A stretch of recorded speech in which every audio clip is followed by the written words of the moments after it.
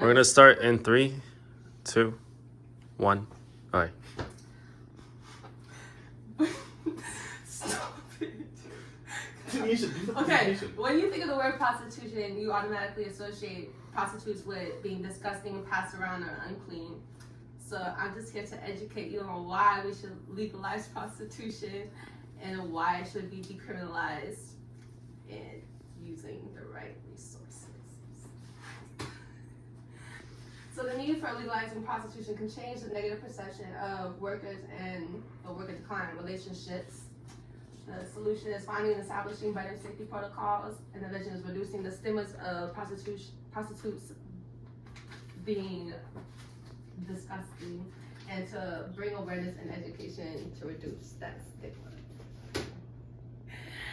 So despite its pervasiveness, the prostitution or sex work payment for the exchange of sexual services is a source of heated public and academic debate. Everybody, again, thinks that prostitutes are nasty and don't deserve to, deserve to be put in jail. So a lot of prostitutes are brought into that line of sex work because they're coerced into it as like in a young age, like when they're like 14 or 12, and usually due to abuse. A lot of them have pimps that, probably not. A lot of prostitutes are harassed and abused, and if you watch movies based on prostitution, you'll see the examples of that. So,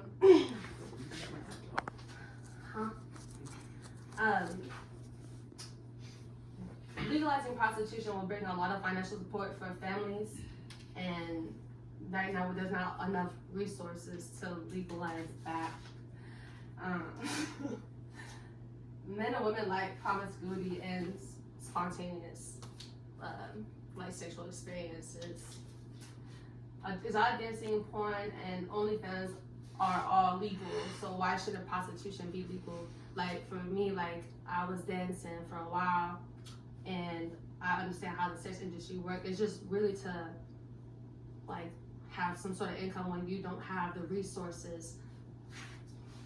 There's a lot of online and offline sex workers that utilize their bodies to produce income. People have sugar daddy, sugar baby relationship as well, which is basically the same thing because a lot of girls be sleeping with the men that they get money from. Men and women now use sex as a way to find, or have financial support.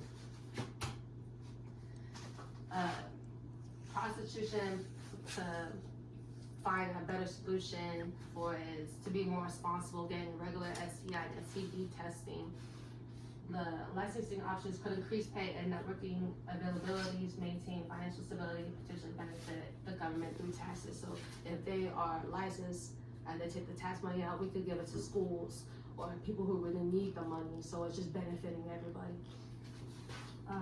It also limits abuse and rapes that do happen, because there's a lot of time where client and sex workers get into a thing where the client doesn't want to pay, so they end up just raping the girls or the men, or just not paying at all, and now they're just kind of out of money.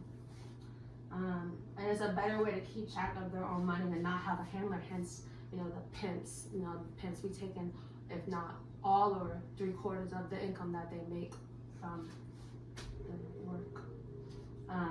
It gets rid of a lot of stigmas and a lot of the laws that kind of decriminalizes prostitution, because really it's just another job, just like dancing or construction, so that's the same thing. If we have more like prostitutes that are legalized, it kind of takes away from the children and them being sex trafficked at a young age. If we legalize it, it should be about 21, because you have the better mental capability of being able to sleep with random people rather than like a 16-year-old doing it. It kind of messes you up or gives you trauma because of it. And it kind of brings more body positivity and, rights to your body. You have the right to say no, and if not, somebody could go to jail because of that, rather than getting away with it and them living with that trauma.